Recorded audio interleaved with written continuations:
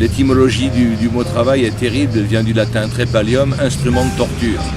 Et depuis des siècles, effectivement, les humains sont victimes du travail. Ils sont donc torturés par cela pour vivre.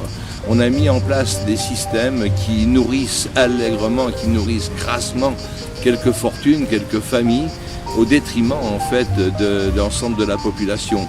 L'humain, l'être humain, je dirais, qui n'est pas le grand fortuné dirigeant de ce monde, est un esclave moderne aujourd'hui. Parce qu'en fait, on travaille pour quoi? On travaille pour de l'argent, pas parce qu'on aime ce qu'on fait. Forcément, 80% de la population humaine travaille pour de l'argent. C'est de la prostitution. On a tous à penser, on pense tous un peu négativement des prostituées. On se dit, oh, elles vendent son corps pour de l'argent. Mais qu'est-ce qu'on fait quand on travaille?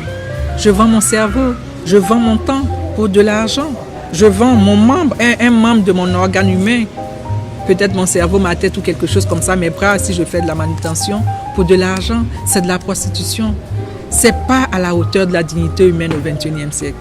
Parce que dans un système qui pense avec une logique, il faut un salaire, il faut que les personnes gagnent à la sueur de leur front ce dont ils ont besoin pour vivre. Alors que ce dont on a besoin pour vivre, on n'a pas à le gagner à la sueur de notre front. De fait, en tant qu'être humain, cela devrait être fourni. On est capable de s'organiser pour que ce soit fourni. Et à ce moment-là, effectivement, on peut remplacer par les machines et on peut commencer à produire des choses intéressantes, à essayer d'aider les autres. Quand vous passez votre journée à souffrir au travail, vous n'avez pas envie, en rentrant le soir, d'aller tenir la main de quelqu'un dans un hôpital, quelqu'un qui souffre, d'aller aider quelqu'un. Mais quand vous avez passé toute la journée à faire ce que vous aimez, vous avez encore plein d'énergie, vous avez envie en fait de produire des choses positives. Donc si on veut un monde meilleur, il faut surtout nous libérer du travail et de l'argent. Aujourd'hui, le problème que l'on rencontre, c'est que nos politiciens que nous avons élus prennent le pouvoir. Ils prennent le pouvoir sur qui?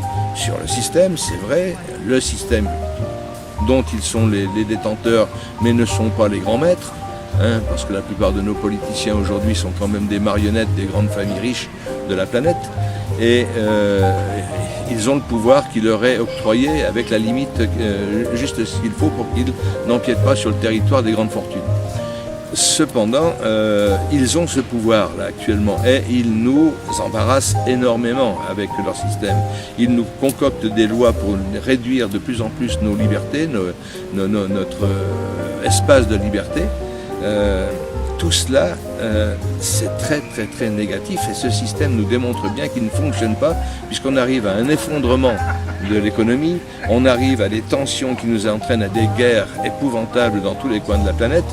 Le système de la démocratie, c'est-à-dire ce système de l'humanité actuelle, a fait ses preuves. Il est incapable de gérer véritablement une humanité. Le bien-être de la vie, ça passe par l'amour. L'harmonie, ça passe par l'amour.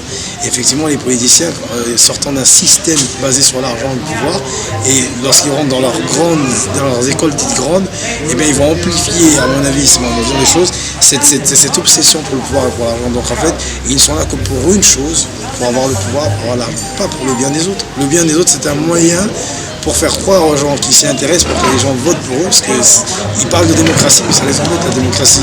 Ce qui les intéresse, c'est d'utiliser la démocratie pour leur monarchie, parce que c'est une espèce de monarchie qui est pratiquée actuellement.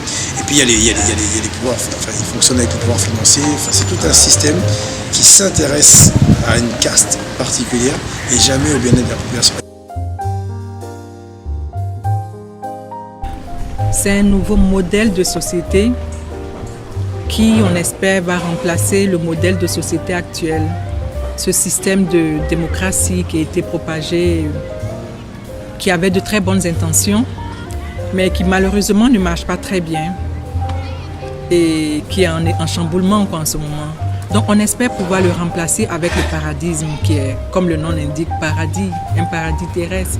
C'est un système politique qui vient en opposition aux incohérences du capitalisme et qui permet de libérer l'être humain du travail, les besognes inintéressantes étant accomplies par les machines, par la robotisation, et l'être humain peut vraiment se consacrer à penser, créer, s'épanouir et à se tourner vers l'amour, vers le fait de s'occuper de lui-même et de la collectivité au sein de laquelle il développe. Dans ce système, bien évidemment, l'argent disparaît et il y a une répartition juste des richesses et une réponse évidente et équitable aux besoins de chaque individu sur la Terre. C'est une société qui est proche à venir. Dans les 30, 40 premières années à venir, il y a de fortes chances que l'argent ait complètement disparu. Mais là aussi, c'est un choix politique. Qu'allons-nous faire? Et comme la politique, aujourd'hui nous sommes encore en démocratie, eh bien c'est un choix du peuple. C'est au peuple maintenant à se réveiller et à comprendre qu'il n'a plus à être l'esclave de familles qui dirigent le monde. C'est le peuple qui doit demander à ce que la technologie soit au service de l'humain. C'est le peuple qui doit dire « l'argent, nous n'en avons plus besoin. Il y a un autre monde à créer, un monde de loisirs et de bonheur. » Pour prendre du plaisir dans la vie, nous sommes créés pour ça. Nous ne sommes pas créés pour travailler. Et nous sommes à l'époque, nous sommes au niveau où nous n'avons pas forcément besoin de travailler parce que nous savons comment créer des robots, comment créer des machines qui peuvent faire tous ces travaux-là de manutention, de trucs. Et on peut utiliser notre temps, on peut utiliser notre cerveau pour créer, pour donner de l'amour, etc. Sur l'épanouissement, sur la créativité, l'individu n'arrête pas de rêver. Qu'est-ce qu'on fait lorsqu'on rêve vraiment de quelque chose? Tout le monde, eh bien, on veut réaliser ce rêve. Et pour réaliser ce rêve, il faut être actif. Éventuellement, mais il faut vraiment faire un travail de désintoxication et de déconditionnement. Parce que les gens vont dire, mais si je ne travaille pas, qu'est-ce que je vais faire avec ma vie, quoi, je veux dire. À partir du moment où la robotique remplace l'homme, l'argent n'a plus de raison d'exister. Donc, s'il y a une robotique qui prend la place de l'homme, le travail prend une autre dimension. Ça devient une activité qui sera choisie par des gens. Vous avez envie de créer une activité pour produire quelque chose à la société, eh bien, ça sera une décision de votre part qui va faire que, eh bien, vous voulez être un entrepreneur. La société se doit de vous donner le maximum d'atouts pour pouvoir devenir cet entrepreneur et produire ce que vous avez envie de produire. Mais là, la notion d'argent n'existe plus. Elle ne peut plus exister. Demain, plus de travail, eh bien, c'est à nous de le décider démocratiquement. C'est un geste, comment dire, c'est une action politique, c'est un souhait politique qui est à émettre de dire maintenant nous avons suffisamment de technologies autour de nous pour remplacer l'humain. Alors aujourd'hui, effectivement, tous les postes de travail ne sont pas remplaçables, mais il y a un système à mettre en place donc de service civil. Il faudrait développer ça plus en détail, mais tout d'abord, mettre un maximum de robots au poste où des robots peuvent véritablement remplacer l'être humain. Et là où on ne le peut pas encore, instituer un service civil qui permettrait peut-être pendant 7 ans de la vie d'un individu d'apporter sa contribution à la société qui ne serait plus un travail. Pourquoi? Eh bien parce que déjà, d'une part, ce système de paradiste apporterait un revenu d'existence, un revenu minimum d'existence qui permettrait à chaque individu d'assurer au moins les 3 premiers niveaux de la pyramide de Maslow, c'est-à-dire le besoin physiologique, les besoins de sécurité et les besoins d'appartenance. À partir de là, l'individu est libre, a du temps et peut faire tout ce qu'il a envie de rêver, tout ce qu'il rêve de faire. Des arts, de la science, reprendre des études, faire une activité professionnelle, monter une entreprise, son souhait à lui, véritablement. Beaucoup d'humains sont au service du système, ils sont employés, les fonctionnaires sont employés par le système, mais aussi les non-fonctionnaires sont pris dans cette tourmente et n'ont plus de liberté.